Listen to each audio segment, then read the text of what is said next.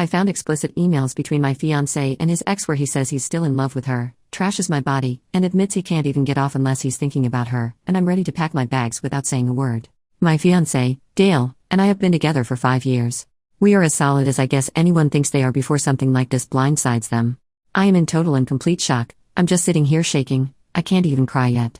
Dale is at work right now. I haven't texted him or called him or anything at this point. When we got together, he had just broken up with his college sweetheart. She was his first love. I was afraid I was just a rebound. He said that wasn't true. I believed him. Rest is history. Sorry as this is rushed and all over the place. Nothing makes sense in my head right now. I used his laptop about 2 hours ago to open his contacts list he has saved on there so I could get addresses for our wedding invites.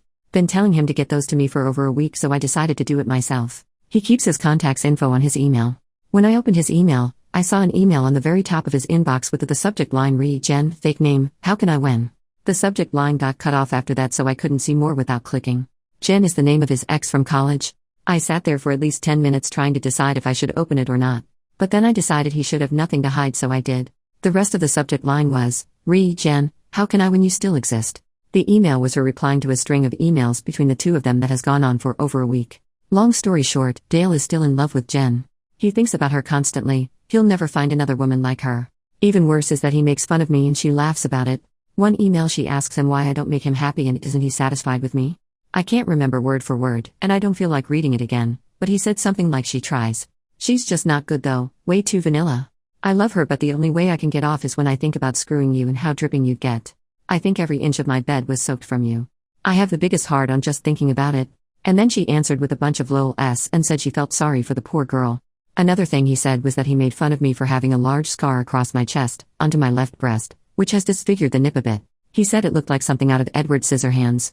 That is almost too much to bear. He might as well have punched me in the gut. I was in an awful car accident when I was a teenager. I had a big piece of dashboard shatter and basically fly into my chest. I almost died. I've never been ashamed of the scar.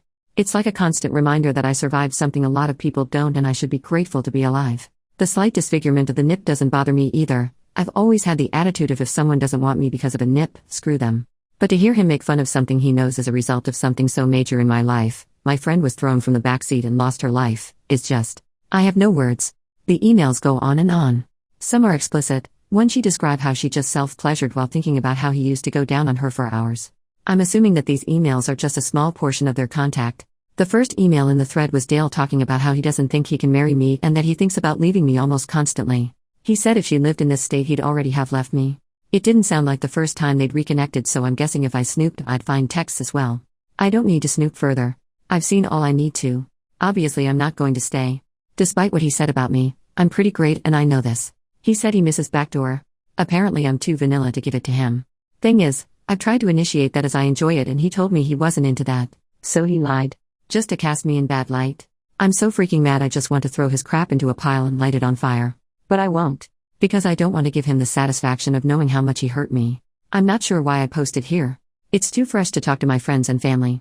Should I just pack my stuff and leave with no explanation? Just ghost? I've got too much dignity to scream and cry in front of him. I don't know what to do. I don't know if I want comfort or advice or what. I just needed someone to know what happened so I don't feel so alone right now.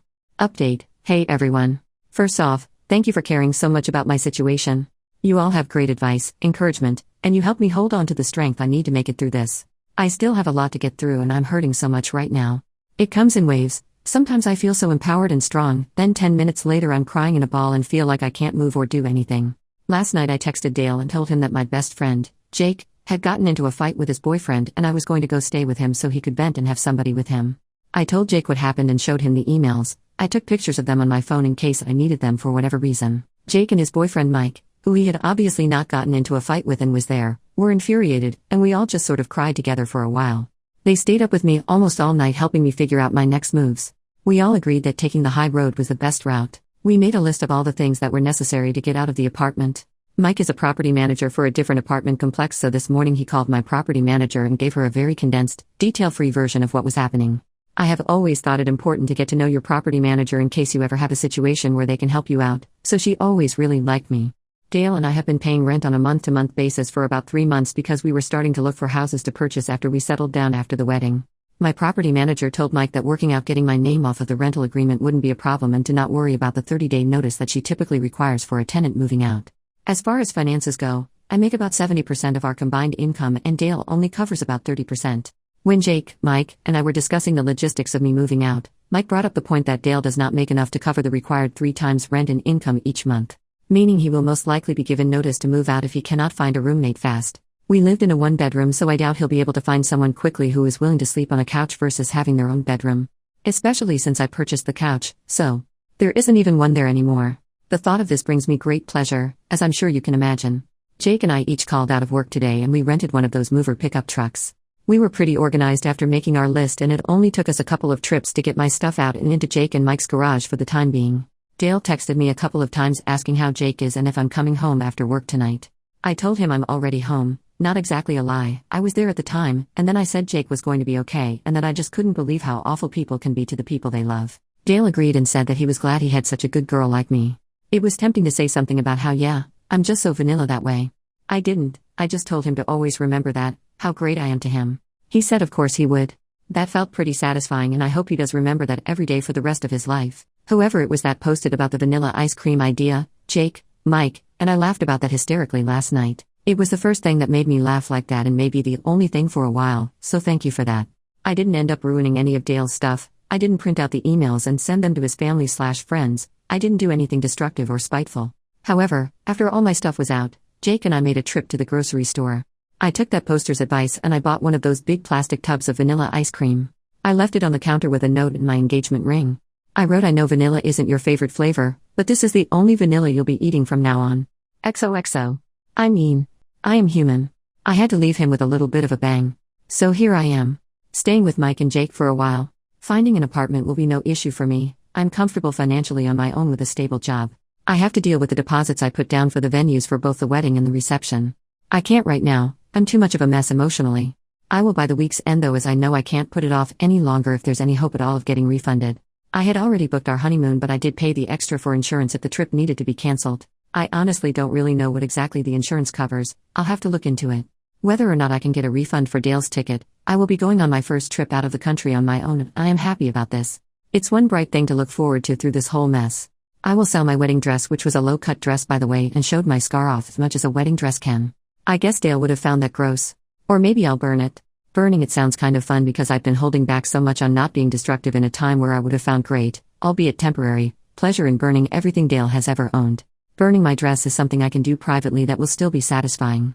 I can scream and cry and throw rocks at it, pour lighter fluid all over it, watch it burn, and then cook a s'more over it. Because I love s'mores, so why not? I am walking away from Dale with my head held high. The best revenge is to walk away as dignified as possible and to not sink to his level. I was close with his family, but I'm not going to worry about what he tells them. I am positive it won't be the truth. There is no way he's got the balls and decency to tell them what he did. But I know what he did. He knows what he did, and all the people who truly love me and who I am close with will know what he did. That's all that really matters. Though it's nice to have those emails just in case Dale tries to take things too far or something. I'm going to be okay.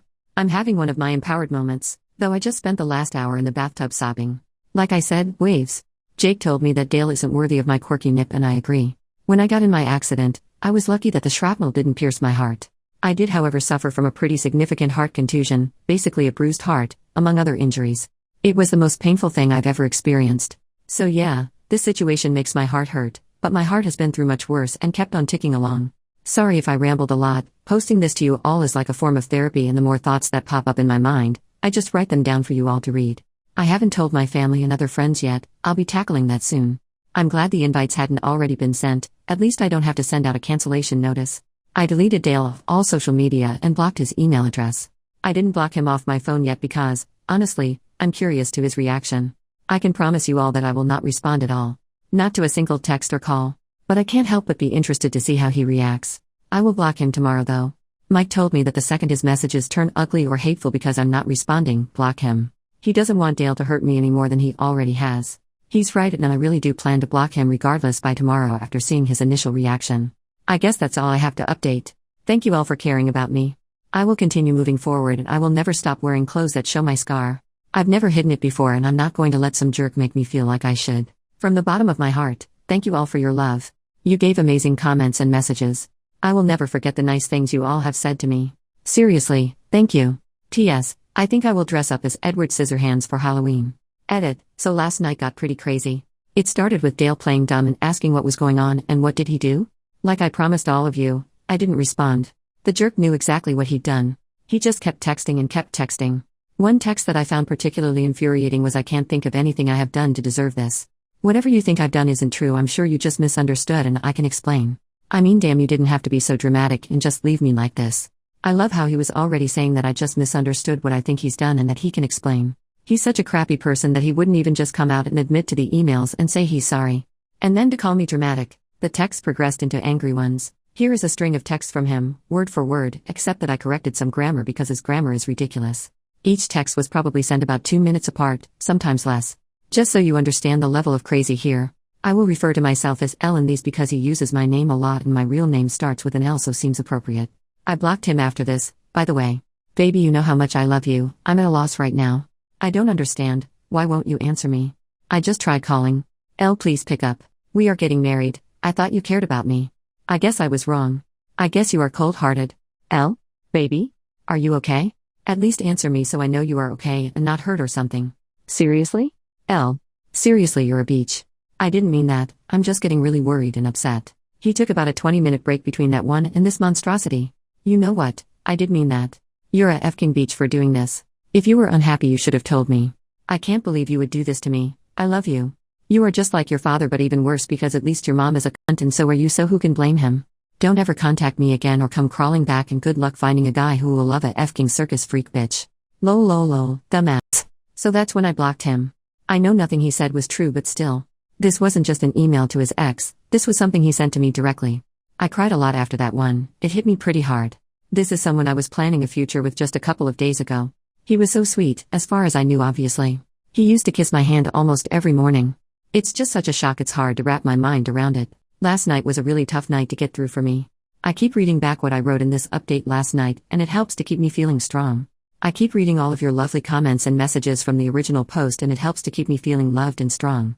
Jake and Mike are wonderful, and I'm lucky to have them to hold my hand and help me through this. Though his texts hurt me, they also reaffirm that he's a spineless weasel and that I 100,000% did the right thing by leaving. He's making it really easy to get over him. Sorry this got so long. I wanted to really include you all in what's happening. Thanks for checking in on me and caring about what happens to me. Love to you all. Little update. I had a lot of people PM me asking if there were any signs that Dale was a jerk so they know what kind of red flags to look out for. Honestly, no. I wish I could say yes to that so I could potentially prevent others from going through what I did or something similar. He was very attentive and loving. He never once made fun of my appearance. To my face, he seemed to appreciate my ambition and independence. I never felt controlled or criticized for being a financially stable, educated woman. I had a therapist after I lost my friend in the accident. My father had also walked out earlier that year, so we were discussing this and how I hadn't seen it coming. My therapist told me that people can make you see whatever they want you to see, but that they can't keep up the facade forever. Things almost always come to a head eventually. The only thing you can do is be secure enough with yourself to understand that the faults of others has nothing to do with you. Just make sure you surround yourself with enough good people that you can afford to lose one or two along the way. I suppose that would be my advice on the matter. Love people openly and let yourself be loved, but always keep hold of yourself and make sure you have yourself covered should someone let you down along the way. As far as the dress goes, I believe I will take the advice of many of you and donate it to flood victims. It is a beautiful gown. I think what I will burn instead is my reception dress. I've got to burn something. Second update. Hey Reddit. I am doing great. I haven't spoken to Dale since our split, though he did show up at Jake and Mike's place twice and they had to basically shoo him away, and he would send flowers and cards to Jake and Mike's place for me for close to 3 months before giving up. I have no idea what is happening in his life these days, which is a wonderful thing. I ended up going on my honeymoon alone and it was fabulous. I went to Spain, had such incredible experiences. And the food. You all, it was wonderful. About 5 months ago I bought a home. My very first home. Just a small little starter home, and it's not much, but it's mine and I love it. I've also done a fair share of traveling. Mostly by myself because there is something just empowering and magical about traveling by yourself. Quiet moments alone, just taking in amazing sights and experiences. Though I've also traveled with Jake to Canada, which was a very fun trip, and had a Vegas trip with 5 other friends. As far as my romantic life, I'm having fun. I'm staying single, and I would like to stay single for a while. Unless I meet someone who just sweeps me off my feet. I have met some men during my travels and around the city that seem to have no problem with my circus freak scar though. So that's about it. I am forever grateful to how much you all rallied around me and lifted me up during a very low time. It meant and still means so much. You are all wonderful, kind people. Even when I logged on to this account today for the first time in months, I still had people messaging me words of encouragement as little as 2 weeks ago. That is, not to sound corny, sort of magical. That complete stranger shows such compassion. Thanks for being rad, Reddit.